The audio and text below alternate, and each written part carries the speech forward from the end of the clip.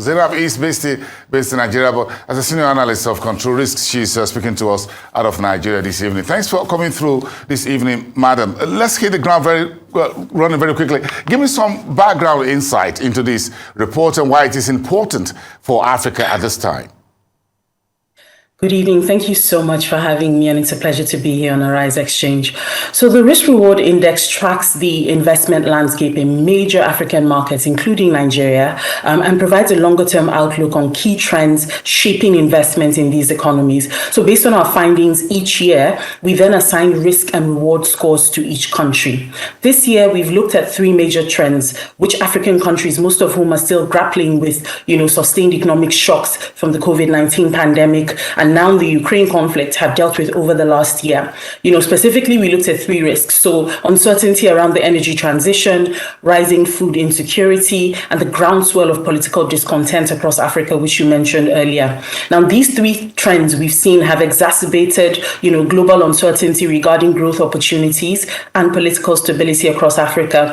And the report looks into various ways in which African countries have tried to address these issues and potentially lucrative solutions that businesses can bring, to the table to support these African governments. And we believe that this report will help key stakeholders, policymakers, business leaders, investors, understand the current state of play in major African markets and also identify emerging risk and potential opportunities in these countries. Okay, great. Thank you for that background. But if we just take the energy issue briefly, talk to me on that.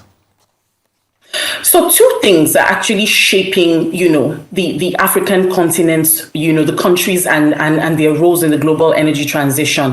One is the need to diversify existing sources of energy by most African countries who are heavily reliant on importation. And then secondly, potential opportunities for these countries to position themselves as key suppliers, to regional markets across Europe and North America. So with energy diversification, for example, you have countries like Nigeria and Ghana who are key producers of crude petroleum, crude oil on the continent, but then they also spend billions of dollars every year importing refined petroleum. The Nigerian government has said it's going to spend around $15 billion in 2023, subsidizing the cost of importing petroleum if it doesn't find an alternative to that.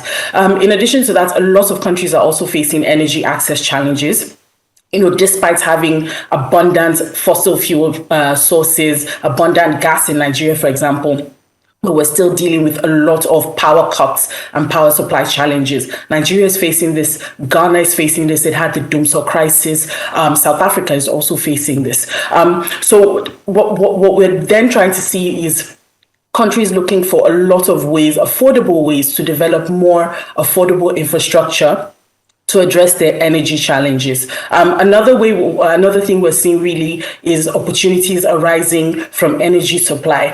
So the Ukraine conflict has opened up very unique opportunities for many African countries, Nigeria, Algeria, Chad, Niger Republic. These are countries that have abundant gas supplies. And because Russia has sort of turned off the tap for major European countries, there's now a major supply opportunity in terms of the demand gaps within that continent that they're then looking for, ways to bridge that gap. And so African countries are now seeing an opportunity to step in where Russia has been for decades and, possibly become, involved in supplying that.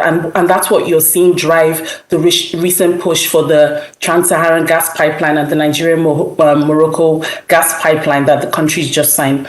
Now, how far Nigeria and other countries go with this really depends on how they can access finance. Nigeria is saying it's going to need around $400 billion for its energy transition plans, and the levels of energy offtake commitments that they can get and partnerships to secure, these key markets. Okay, if we talk about gas energy in the gas in my automobile on one side, but what about food security, which is another item high on the list? What are the risks? What's on the table? What solutions are practicable for African continent if you add climate adaptation, climate change to the issue of food insecurity on the continent?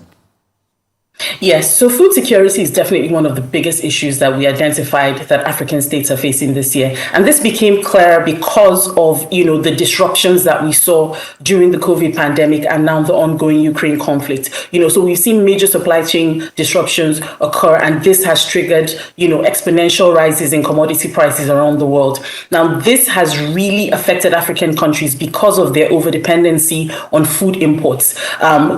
So you have countries like Nigeria having, high levels of imports of wheat, and other grains and fertilizers. They're spending billions of dollars every month importing this into the country, and this has affected and weakened the local currency, and created a lot of hikes in inflations that we're seeing across Nigeria and many other countries. Now, one of the most effective ways that we think would be able to help African countries address this heavy reliance, on food imports, would be, one, the development of import substitution strategies, which would essentially see them substitute imported goods with domestic production.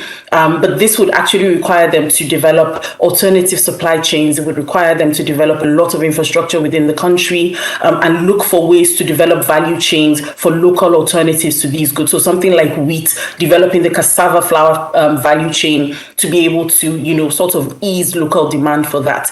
That's not going to be easy, because a lot of countries are dealing with, a lot of financial constraints currently because of, high levels of public debt. In addition to that, most governments are struggling to create enabling environments for businesses to come into their countries, in ways that would be able to encourage African or Africa-focused food producers to enter into their country and set up industrial level, food production value chain. And there's also, major conflicts and security issues that we're seeing, especially across the Sahel region. So not just Nigeria, but other states across coastal West Africa. So Benin, Ghana, across the Sahel, you see Mali, Burkina Faso, Niger, they're all dealing with a lot of, terrorist-related challenges, which are also affecting smallholder farmers and the ways in which they're able to produce goods and services to be able to feed these parts of the continent. So this is really what we're looking at in terms of food security, and ways in which governments can work to address that. So if we sum it up, Zainab, on this point in terms of a long-term outlook of key trends shaping investments across the various regions of the continent, how would you put it for me in just about a minute? So our findings really is that most countries across the world, not just Africa, are gearing up for a very tough year ahead. Over the last few months, we've seen simultaneous interest rate hikes across, even the biggest economies in the world, the US, the UK, the Eurozone, and the World Bank is predicting, likely recession over the coming months. African countries are even more vulnerable to this, due to their heavy import reliance and high debt. Like I mentioned earlier, we are seeing three major trends, but what are the things we think will happen over the next year? In terms of energy transition, one, we think African countries will be more intentional about designing and executing energy transition plans that would help them, meet their ambitions and raise revenue from these potentially new markets. In terms of food security, we expect to see more regional trade partnerships, boosted, for example, by the African Continental Free Trade Area Agreement. Just this morning we heard, of the first ever AfCFTA-based transaction between Kenya and Ghana. We would likely see more of that in other countries in the coming months. We're also going to see more import substitution strategies, just to help shore up domestic supply for food resources. On the downside, we are likely to see more political discontent over the coming months. We're likely to see increasing acts of civil disobedience through protests, worker strikes. We're seeing that increasingly in Nigeria. We will see that across the continent. And most of them are responding to frustrations around the rising cost of living and the slow response that most governments have to addressing this because of existing debt.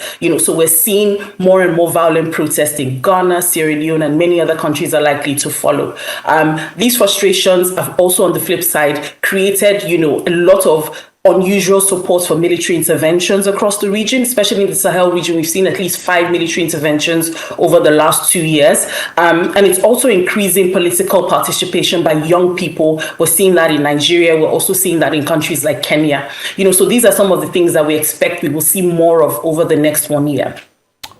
All right, thank you so much for your time and have a great weekend. Zainab Animashaun, Senior Analyst at Control Risks.